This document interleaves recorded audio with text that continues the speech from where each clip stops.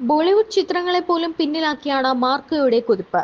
34 ഷോകളിൽ ആരംഭിച്ച സിനിമ രണ്ടാഴ്ച കൊണ്ട് 1327 സ്ക്രീനുകളിലായി 3000-ൽ അധികം ഷോകളിലേക്ക് വർദ്ധിപ്പിച്ചിരിക്കുകയാണ്. ഇതിനു പുറമെ വിദേശ രാജ്യങ്ങളിലും ചിത്രം മികച്ച രീതിയിൽ സ്വീകരിക്കപ്പെടുകയാണ്. ദക്ഷിണ കൊറിയൻ എന്റർടൈൻമെന്റ് മേഖലയിലെ വമ്പന്മാരായ നൂറി പിക്ചേഴ്സുമായി ഒരു സുപ്രധാന ഡിസ്ട്രിബ്യൂഷൻ കരാർ ചിത്രം സ്വന്തമാക്കിയത് കഴിഞ്ഞ ദിവസമാണ്. ഇതോടെ ഇന്ത്യൻ സിനിമയിലെ ഇതിഹാസമായി മാറിയ ബാഹുബലിക്ക് ശേഷം ദക്ഷിണ കൊറിയയിൽ നിന്നും ഇത്രയും അഭിമാനകരമായ നേട്ടം സ്വന്തമാക്കുന്ന ആദ്യ ദക്ഷിണേന്ത്യൻ ചിത്രമായി മാർക്കോ മാറിയിരിക്കുന്നു. ഒരു ആക്ഷൻ പാക്ഡ് ക്രൈം ഡ്രാമയായിട്ടാണ് ഈ ചിത്രം തിയേറ്ററുകൾ കീഴടക്കി മുന്നേറുന്നത്. ഇന്ത്യൻ സിനിമാ ഇൻഡസ്ട്രിയിൽ തന്നെ പുതിയ മാനദണ്ഡങ്ങൾ സ്ഥാപിച്ചുകൊണ്ട് സൂക്ഷ്മമായി കൊറിയോഗ്രാഫി ചെയ്ത ആക്ഷൻ രംഗങ്ങളിലൂടെ സ്വർണ്ണക്കടത്തിന്റെ അപകടകരമായ ലോകത്തിനുള്ളിലെ പ്രതികാരത്തിന്റെയും വീണ്ടെടുക്കലിന്റെയും സങ്കീർണതകളുടെയും ശ്രദ്ധേയമായ ഒരു വിവരണമാണ് ചിത്രം മുന്നോട്ട് വയ്ക്കുന്നത്. ഉണ്ണിമുകുന്ദനോടൊപ്പം സിദ്ദിഖ്, ജഗദീഷ്, ആൻസൺ പോൾ, കബീർ ദുഹാൻ സിംഗ്, അഭിമന്യു തിലകൻ, യുക്തി തരേജ തുടങ്ങിയവരും ഒട്ടേറെ ബോളിവുഡ് താരങ്ങളും പുതുമുഖ താരങ്ങളും അണിനിരക്കുന്ന ചിത്രം മലയാളത്തിലെ തന്നെ ഏറ്റവും വലിയ മാസി വയലൻസ് ചിത്രം എന്ന ലേബലോടെയാണ് എത്തിയത്. ചിത്രത്തിന്റെ ഛായാഗ്രഹണം ചന്ദ്രു സെൽവരാജ്, ചിത്ര സംയോജനം Shameer Muhammad, sound design Sapta records, audiography Rajakrishnan MR, കലാസംവിധാനം Sunil Das, makeup Sudhi Surendran, costume design Dhanya Balakrishnan, production chief associate director Samanthak Pradeep, executive producer Abdul Gadaf, Jumana Sharif എന്നിവരാണ്. ഓക്കെ, അപ്പൊ ഇതില് ബാലചേട്ടൻ വരുന്നുണ്ട്. അപ്പൊ ആ ട്രോളൊക്കെ കേട്ടിരുന്നു, ഞാന് ഉണ്ണി മുകുന്ദൻ പൃഥ്വിരാജ്. ഫ്രഷ് ക്വസ്റ്റ്യൻ, ഇതുവരെ ആരും ചോദിച്ചിട്ടില്ല. അതല്ല ഞാൻ കേട്ടില്ല. ശരി പറ.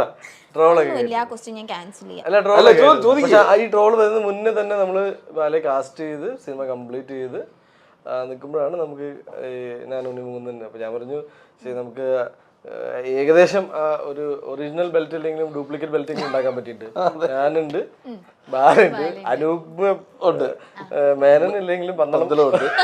അതെ അതെ അതെ.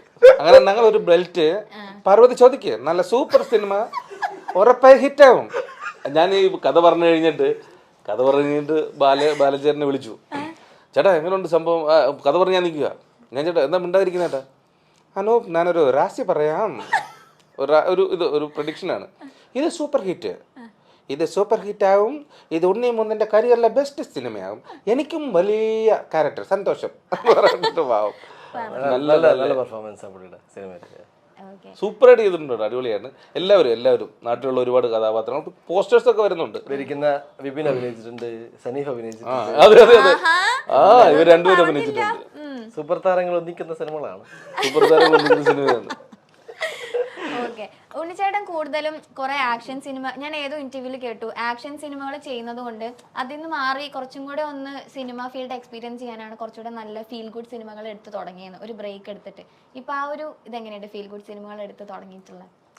ഞാൻ കൂടുതൽ ആക്ഷൻ സിനിമ ചെയ്തു എന്നല്ല, ഞാൻ ആക്ഷൻ നന്നായിട്ട് ചെയ്തത് കൊണ്ട് എൻ്റെ ഇഷ്ടങ്ങൾ ആക്ഷൻ സിനിമകളാണെന്ന് ഒരു ചെറിയൊരു ഇൻ ടോക്ക് വന്നു. എനിക്ക് അങ്ങനെ തോന്നി. ബിക്കോസ് എൻ്റെ അടുത്ത് വിഷ്ണു മേപ്പടിയാൻ്റെ കഥ പറയുന്ന മുന്നേ തന്നെ 4 പേര് വിഷ്ണുവെ വിളിച്ച് പറഞ്ഞിട്ടുണ്ടായിരുന്നു, ആക്ഷൻ ഇല്ലെങ്കിൽ ഉണ്ണി സിനിമ ചെയ്യില്ലെന്ന്.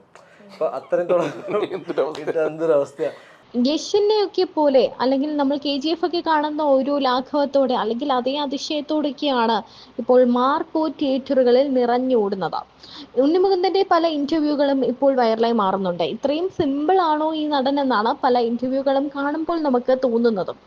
മാർക്കോ 100 കോടി ക്ലബിൽ ഇടം പിടിച്ചിരിക്കുകയാണ്. ആ സന്തോഷം പങ്കിട്ട് നടൻ ഉണ്ണിമുകുന്ദൻ രംഗത്തെത്തുകയും ചെയ്തിട്ടുണ്ട്. കഴിഞ്ഞ കുറച്ചു വർഷമായി ഫാമിലി സിനിമകൾ മാത്രമാണ് ചെയ്തിരുന്നത് എന്നും അതിനൊരു ചേഞ്ച് ആയിരുന്നു മാർക്കോ എന്നും ഉണ്ണിമുകുന്ദൻ പറയുന്നു.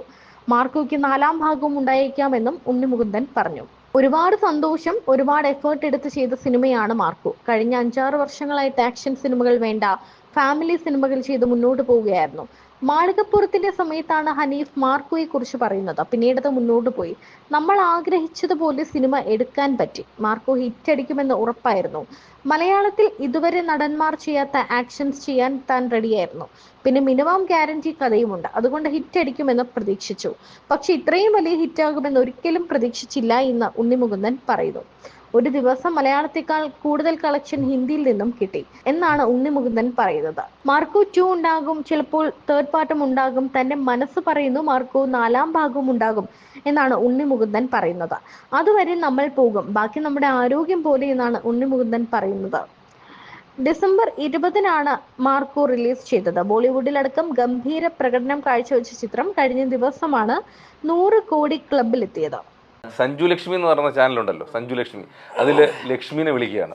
അപ്പം ഞാൻ ഈ കാര്യം വിട്ടുപോയിട്ട് ഇപ്പം പിന്നെ കഥയും ഡയറക്ടറുമായിട്ട് അന്ന് ഫോട്ടോയും കാണിച്ച് നമ്മളെല്ലാം ഓക്കെ പറഞ്ഞില്ലേ, വിളിച്ചു കഴിഞ്ഞിട്ട് ചേട്ടാ ഓക്കെ ഏട്ടാ ഓക്കെ ഏട്ടാ എന്ന് പറഞ്ഞ് വെച്ച് ഈ സഞ്ജുവിനെ ഞാൻ ഈ കഴിഞ്ഞ ദിവസം വന്ന് തിയേറ്ററിൽ വെച്ച് കണ്ട്, പന്തളത്ത് വെച്ചിട്ട് ചേട്ടാ സോറി ഏട്ടാ ചേട്ടാ വിശ്വസിച്ചില്ല. ഞാൻ എന്ത് ചെയ്യാം, അപ്പം വിട്ടുപോയി ഇതൊക്കെ.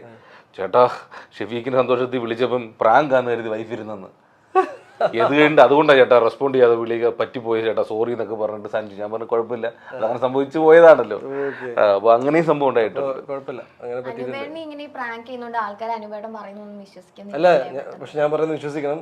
കേരളം 25-ാം തീയതി ഷഫീഖിന്റെ സന്തോഷം എന്നൊരു സിനിമ അനൂപ് ഡയറക്ട് ചെയ്ത സിനിമ ജെനുവിൻലി റിലീസ് ആവുന്നുണ്ട്. എനിക്ക് എന്നോട് ഒരാൾ പറഞ്ഞു അനൂപിന്റെ ബിഗ് ബഡ്ജറ്റ് പ്രാങ്ക് ആണെന്ന്. പിന്നെ അതുപോലെ ഒരാൾ ഒരു സിനിമ എഴുതി കഷ്ടപ്പെട്ട് വെച്ചിട്ട് പ്രാങ്ക് അടിക്കാൻ തുടങ്ങിയത്. ഒരു സിനിമ ഒരാൾ എഴുതി കഷ്ടപ്പെട്ട് ഡയറക്ട് ചെയ്ത് അതിന് ഉണ്ണിമുകുന്ദനെ പോലെ ഒരു ഹീറോ പ്രൊഡ്യൂസ് ചെയ്ത് അഭിനയിക്കുന്നു. ഇത് കഴിഞ്ഞിട്ട് ഉണ്ണിമുകുന്ദനെ കഷ്ടപ്പെടാൻ ആലോചിച്ച് നോക്കിയേ, ഇത് പ്രാങ്ക് അല്ലെന്നോ ഇന്റർവ്യൂ എന്ന് പറയണ ടെൻഷനാ തുടങ്ങി.